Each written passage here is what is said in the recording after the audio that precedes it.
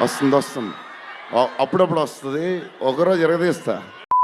Hi hello friends, welcome back to our channel. ఈ రోజు మనం సరికొత్త వీడియోతో వచ్చేసాం. అండ్ ఈ రోజు ఏం చేయబోతున్నాం?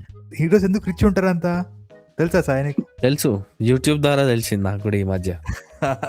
మన కాళ్ళకి ఇంకా ఓడోస్ కి తెలియదు, వాళ్ళకి చూపిద్దాం. అండ్ మన వాళ్ళకే కాదు, మన సబ్స్క్రైబర్స్ కూడా తెలియదు, వాళ్ళకి కూడా చూపిద్దాం అసలు హీరోస్ ఎందుకు అంత రిచ్ ఉంటారు, వాళ్ళ సైడ్ బిజినెస్ ఏంది అని చెప్పి. రాజశేఖర్ గారు గోడీల వ్యాపారంతో నెలకి ఎంత సంపాదిస్తారో తెలుసా? మీ మత అయితే పోతుంది. అయితే రాజశేఖర్ గారికి 2-3 గోడీల ఫ్యాక్టరీలు ఉన్న విషయం మన అందరికీ తెలిసిందే. రాజశేఖర్ గారు ఈ ఫ్యాక్టరీలను 5-6 ఏళ్ల కిందనే పెట్టారు. ఇదేంట్రా అయితే? అరే నీ అబ్బా, మనకు తెలిసిందేనా? ఎప్పుడు తెలుసు? గోటీల వ్యాపారం అంటారు. మాకు తెలియదు సార్. రాజశేఖర్ కి కూడా తెలుసో తెలియదు ఆయన కోటిల వ్యాపారం చేస్తున్నాడు అని చెప్పి. అది కూడా 2-3 ఫ్యాక్టరీలు ఉన్నాయంట. పాపం రా రాజశేఖర్ గారు. నాకు రాజశేఖర్ గారు ఈ రీల్ చూసినాక ఎట్లా రియాక్ట్ అయ్యిండో అని ఒకసారి ఊహించుకోవాలనిపిస్తుంది. అంటే లైక్ వీడియో చేసిన గోటీలు వల్ల కొట్టింటాడు. అంటే వాడు ఆడుకునే గోటీలు. వానికి వార్నింగ్ ఎట్లా ఇచ్చింటాడు తెలుసా రాజశేఖర్ గారు? ఫస్ట్ మన సాయి కుమార్ గారికి conference call dubbing, Sai Kumar కొంచెం వీడికి వార్నింగ్ ఇయ్యా అని అంటాడు. అబ్బే ఏంట్రా గోటీల వ్యాపారం అంటున్నావు అని అంటాడు.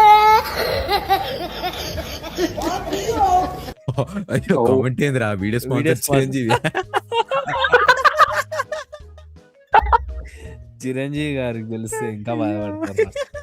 రాజశేఖర్ గారు గోటీలు తయారు చేపించి బంగ్లాదేశ్ కు పైగా మన ఇండియా వాళ్ళకు అమ్ముతూ నెలకు 3-4 కోట్లు సంపాదిస్తున్నాడంట. నేను చెప్పలే, నెలకి 3-4 కోట్లు వస్తాయంట. బిజినెస్ ఇది. అదే బిజినెస్ ఎక్స్టెండ్ చేయాలి మనం కూడా ఇప్పటి నుంచి. గోటీల ఫ్రాంచైజ్ తీసుకుందాం మనం కూడా. మనం కొత్త పెట్టుకుందాం, వయ్యం గోటీలు.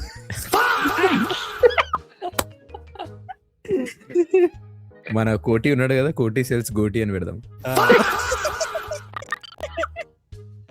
ఇది సింక్ కరెక్ట్ లేదు బాబు. అది కోటి సేల్స్ గోటి ఇన్ కోటి. కోటి అంటే ఎవరో అనుకోవాలి, కోటి అంటే మన ఓడోస్ గాడే. ఎస్.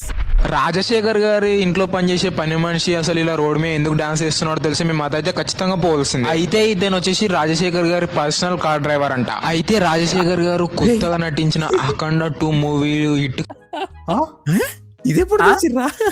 ఇదేంది? ఆ కొడంగల్ శేఖర్ గారు ఎందుకు వచ్చిండు? రాజశేఖర్ గారి డ్రైవర్ ఎందుకు అయ్యాడు? అక్కడ మూవీ ఎందుకు అదే కదా.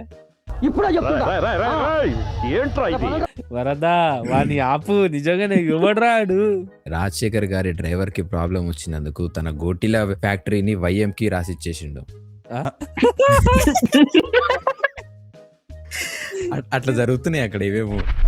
రాజశేఖర్ గారికి ఒక బాధ అయితే వచ్చింది. అదేంటంటే గోడీల ఫ్యాక్టరీలో ఎవరు పనిచేసేవారు లేక అల్లాడిపోతున్నాడంట. మీకు ఎవరికన్నా రాజశేఖర్ గారి గోటీల ఫ్యాక్టరీలో పనిచేయాలని అనిపిస్తే ఈ జీమెయిల్ లో ఉన్న జీమెయిల్ కి అయితే మెసేజ్ చేయండి భయ్యా. ఇందులో గోటి బిజినెస్ అంటారు. ఎవడరా అరే అరే కొంచెం మంచిగా పెట్టాడరా. అది బిజినెస్ స్పెల్లింగ్ కూడా తప్పు రాసిండు. బిజినెస్ అంటే వాడు ఆ పేరు పెట్టేదానికి ఎక్కువ క్రియేట్ చేసేటప్పుడు బిజినెస్ అనే పేరుతో ఆల్రెడీ క్రియేట్ అయ్యి ఉంది, కొత్తది పెట్టు అంటే వాడు అట్లా పెట్టాడు.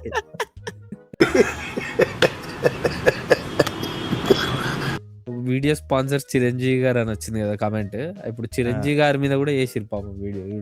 మీకు ఈ విషయం తెలుసా? చిరంజీవి గారి అసలు కొడుకు రామ్ చరణ్ కాదు, అల్లు అర్జున్. ఏం మాట్లాడుతున్నావురా? నరాలు కట్ అయిపోయింది. ఎస్, మీరు వింటున్నది అయితే చిరంజీవి గారి అసలు కొడుకు. ఏం మాడుతుండ్రా వాడు? అదే ఖచ్చితంగా మూవీ స్క్రిప్ట్ ఉంటుందిరా. అల్లు అర్జున్ చిన్నప్పుడే వాళ్ళు పుట్టినప్పుడు అల్లు అరవింద్ గారు అల్లు అర్జున్ ని రామ్ చరణ్ ని అటు ఇటు మార్చేశారు. మొన్న జరిగిన ప్రెస్ మీట్ లో అల్లు అరవింద్ గారు ఈ రహస్యాన్ని బయట పెట్టడం జరిగింది.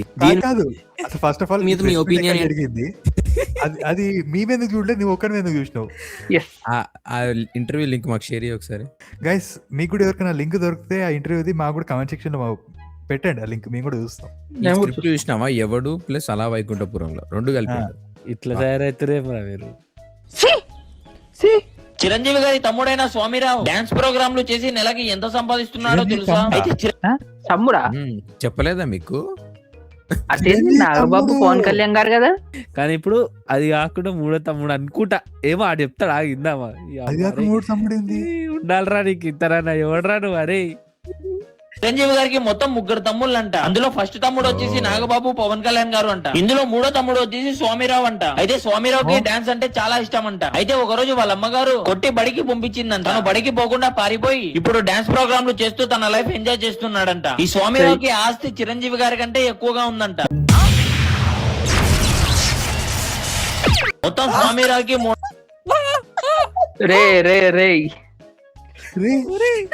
చిరంజీవి గారి కంటే ఎట్లుంటది ఎట్లా ఎట్లా అవు రే, ఎవడరా నువ్వు నిజంగానే రే. అసలు ఏందిరా అంటే నాకు అర్థం కాదు. వాడు నోటికి ఎంత వస్తుంది చెప్పేస్తాడు అరాడు. ఇక్కడ దాకా బానే ఉంది. అదే కదా పోనీ ఓకే స్వామిరావు ఊడతమ్ముడు ఓకే, స్క్రిప్ట్ గాని ఆస్తి ఎక్కువ ఉండడం ఏంద్రా చూద్దాం అసలు ఎట్లా వచ్చింది. ఇప్పుడు నువ్వు స్వామిరావు చిరంజీవికి మూడో తమ్ముడు అని చెప్పి స్క్రిప్ట్ నమ్మినప్పుడు స్క్రిప్ట్ లో చిరంజీవికి ఆస్తి ఎక్కువ ఉంటుంది మనోనికి. ఏదైనా జరగచ్చు. బ్రహ్మానంద గారు మా బావ అని చెప్పుకొని ఇతను ఎన్ని లక్షలు సంపాదిస్తున్నాడో తెలుసా ఇది అమ్ముకుంటూ నెలకు.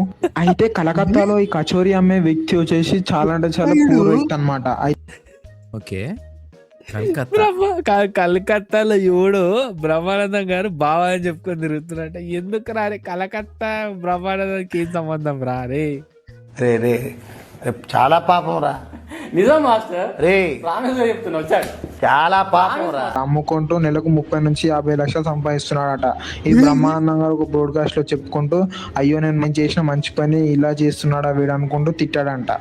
బ్రహ్మానందం కాదు, ఆ ఇంటర్వ్యూ మనం చూడలేమా అంటే మాకు అనిపించలేదా లేకపోతే ఆ పాడ్కాస్ట్ ఏది మాకు కూడా పంపించండి లింక్. అదే కదా, బ్రహ్మానందం గారు ఇంటి ఉండే వస్తుందంట తెలుసా అది. సారీ, ఒకడేమో ఇంటర్వ్యూ చూసినా అంటాడు, ఒకడేమో పాడ్కాస్ట్ చూసినా అంటాడు. చెప్పుర్రా ఇంకేమని చెప్పుర్రా. ఇంకా నువ్వు బ్రహ్మానందం గారి ఇంట్లో బాత్రూమ్ అడుగుతున్నావా, లేకపోతే వాళ్ళ పని మనుషులు ఇంట్లో దొడ్డి ఎత్తుతున్నావా? కాదు, మొన్న వీడియోలో వీడు అక్షయ్ ఇంప్రూవైజ్ చేయకు. రావణ్ ఫర్ ఇన్ఫ్లుయెన్స్ ఇదంట అక్షయ్ గారి మీద. కాదు, మొన్న వీడియోలోనేమో సాయిగాడు బాత్రూమ్ లో అన్నాడు, ఈ రోజు వీడియోలో నువ్వు బాత్రూమ్ లో అన్నావు. బాత్రూమ్ అంటే సీఎంరా మీకు కాదురా, అంటే అంత ఇన్ఫర్మేషన్ ఎట్లా తెలిసింది దీనికి మరి? బ్రహ్మానందం గారు ఇట్లా ఏమైనా అడుగుతున్నాడు బాత్రూమ్ లో అడుగుతున్నా.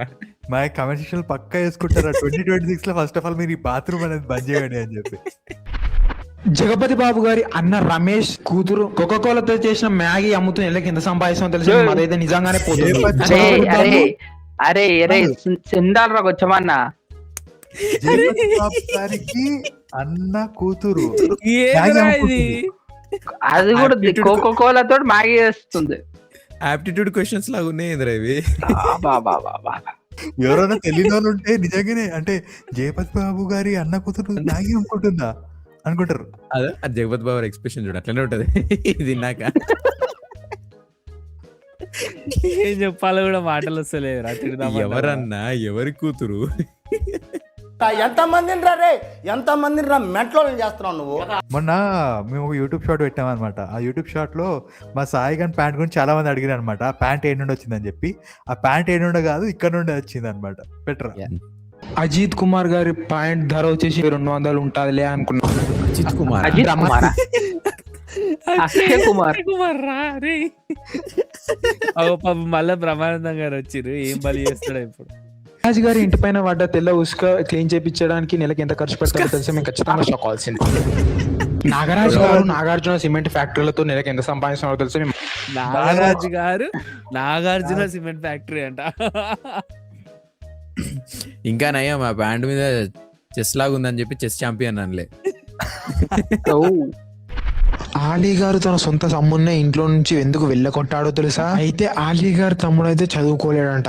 ఆలీ గారి తమ్మునికి వచ్చేసి పాన్లు కట్టడం అంటే చాలా ఇష్టం ఉండడంతో ముంబై స్లమ్స్ లో చిన్న చిన్న పిల్లగాళ్ళకి వచ్చేసి పాన్లు కడుతూ అమ్ముతూ వాళ్ళ నోళ్ళు అయితే ఖరాబ్ చేస్తున్నాడంట. అయితే ఈ విషయం ఆలీ గారికి తెలిసి ఎన్నోసార్లు వద్దని చెప్పినా గానీ తన తమ్ముడు అయితే వినలేదట. అయితే ఆలీ గారికి ఒక రోజు కోపం వచ్చి తన తమ్ముడిని ఇంట్లో నుంచి బయటకు అయితే వెళ్ళగొట్టాడు. అయితే ఆలీ గారి తమ్ముడు అంతటితో ఆగకుండా కోల్కతాకు వెళ్ళి అక్కడ 1000 మంది ప్రాణాలు తీశాడంట. ఎందుకంటే ఖరాబ్ అయిన గ్యాస్ నూనెతో పాన్లు కంటి అమ్ముతున్నాడంట. అయితే ఈ విషయం తెలుసుకుని ఆలీ గారు వీడు ఇలా చెప్తే వినడు, వీనికి అన్ని నా బుద్ధిలో వచ్చాయని ఆలీ గారు వచ్చేసి సెంట్రల్ జైల్లో అయితే వేయించాడంట వాళ్ళ తమ్ముడిని. అయితే అని నా బుద్ధులు వచ్చినాయి అంటాడు అదే కదా. పోతుండ్రా రే దొంగగాడు ఇది. ఏంద్రా ఏం మాడతాడు రాడు అసలు.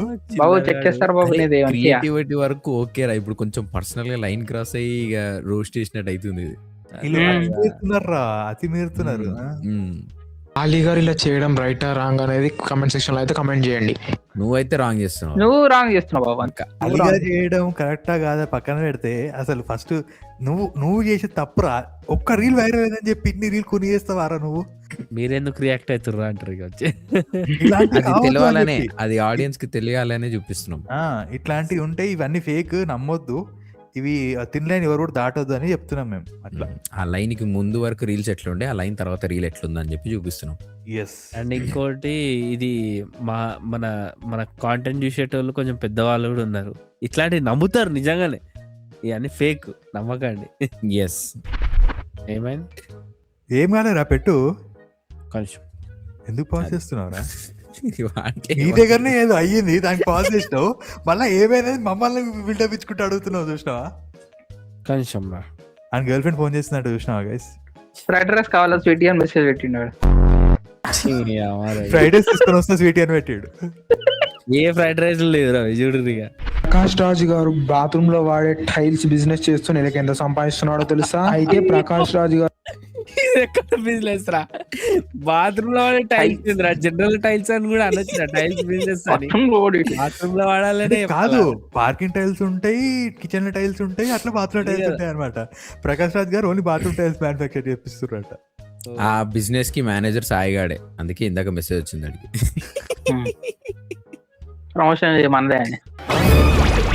ఎంతకు తెగించారా? ఇండియాలో కాకుండా బంగ్లాదేశ్ వాళ్ళకు ఉద్యోగాలు లేవని బంగ్లాదేశ్ లో వచ్చేసి ఒక టైల్స్ ఫ్యాక్టరీ అయితే పెట్టాడంట. అయితే దాంట్లో వచ్చేసి బాత్రూమ్ లో వాడే టైల్స్ అయితే చేపించి ఇండియాలో అయితే అమ్ముతున్నాడంట. ఇండియాలోనే కాకుండా పాకిస్తాన్ లో, నేపాల్ లో, చైనాలో, జపాన్ లాంటి కంట్రీలో కూడా అమ్ముతూ నెలకు 3 నుంచి 4 వేల కోట్లు సంపాదిస్తున్నాడంట. అలాగే 4,000 కోట్లే సంపాదించిన డబ్బులు వచ్చేసి అక్కడనే ఖర్చు పెడుతున్నాడు. లైక్ వచ్చేసి మదర్సులలోకి వచ్చేసి కొన్ని కోట్ల దానం చేస్తున్నాడు అంట. ఇండియాలో అయితే చేయట్లేదట, ఎందుకంటే ఇండియాలో చాలా మంది ఉంటారు, ఇండియాలో హెల్ప్ చేస్తారులే, మనం బంగ్లాదేశ్ కి హెల్ప్ చేద్దాం అనుకుంటూ ఒక బ్రోడ్కాస్ట్ నే చెప్పారు.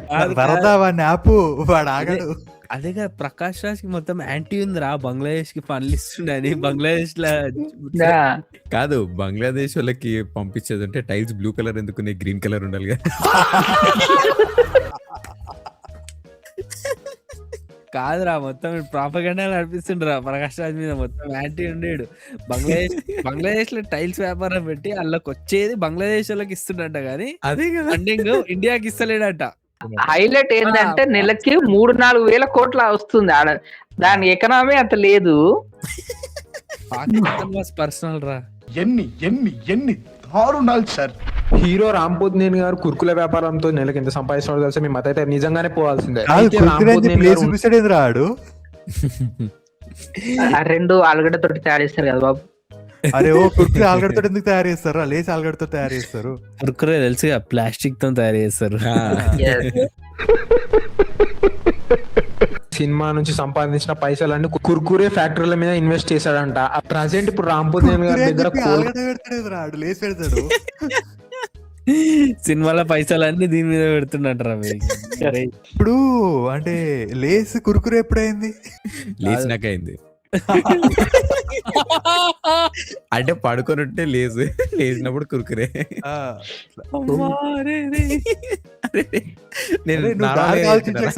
నువ్వు మరి ఎక్కడో వెళ్ళిపోకు, డార్క్ ఉండకు నువ్వు. నేను నార్మల్ గా చెప్పినది. అన్నిటికంటే హైలైట్ కామెంట్స్ లో రాజశేఖర్ గారి గోటీల బిజినెస్ అప్డేట్లు అడుగుతారు. దాని కింద చదువుతలేను, ఈరోజు శివాజీకి ఏం బిజినెస్ ఉంది?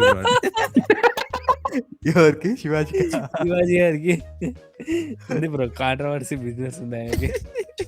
బెంగళూరు, విశాఖపట్నంలో, ముంబైలో, హైదరాబాద్ లో కలిపి 5 కుర్కురే ప్యాకెట్ల ఫ్యాక్టరీలు అయితే ఉన్నాయంట. వర్కర్లకు వచ్చేసి 3 నుంచి 5 కుర్కురే ప్యాకెట్లు. ఒకటి రావి కుర్కురే ప్యాకెట్లు, ఒకరికేమో లేజ్, ఇంకొకరికి బింగో,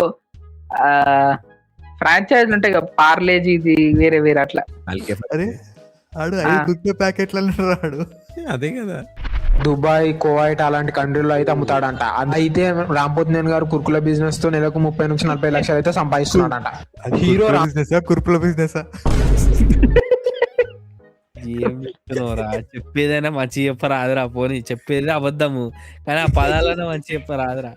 గైస్ ఇప్పుడు మీరు ఇన్ని బిజినెస్ చూసారు కదా, ఇన్ని బిజినెస్ లో మీకు ఏది బెస్ట్ బిజినెస్ అనిపించింది? ఏది ఏమంటారు మీరు నెక్స్ట్ ఏ బిజినెస్ స్టార్ట్ చేద్దాం అనుకుంటారు? గోటీల బిజినెస్ స్టార్ట్ చేస్తారా లేకపోతే కుర్కురే బిజినెస్ స్టార్ట్ చేస్తారా? ఒకవేళ మన ఎవర్రా మీరంతా బిజినెస్ చేస్తే ఏ బిజినెస్ చేస్తారు కింద కమెంట్ చేయండి. సో గైజ్ ఈ వీడియో మేము కేవలం ఫన్ పరంగానే చేసినాం, మీరు కూడా ఫన్ పరంగానే తీసుకోండి, దీన్ని ఎవరు సీరియస్గా తీసుకొని అఫెండ్ అవ్వకండి. సో వాడు చేసిన రీల్స్ అయితే కొన్ని ఫన్ పరంగానే ఉన్నాయి అండ్ కొన్ని ఓవర్ ద బోర్డ్ అయినాయి, అవి మాకు కూడా నచ్చలేదు. సో మీరు కూడా దాన్ని సీరియస్గా తీసుకోకండి, జస్ట్ ఫన్ పరంగా తీసుకొని నవ్వుకోండి అంతే. సో గైజ్ మీకు ఈ వీడియో ఎలా అనిపించిందో కింద కమెంట్స్లో మెన్షన్ చేసి చెప్పండి. అండ్ ఈ వీడియో లైక్ చేయండి, షేర్ చేయండి, మన ఛానల్ సబ్స్క్రైబ్ చేయడం మర్చిపోకండి. See you, bye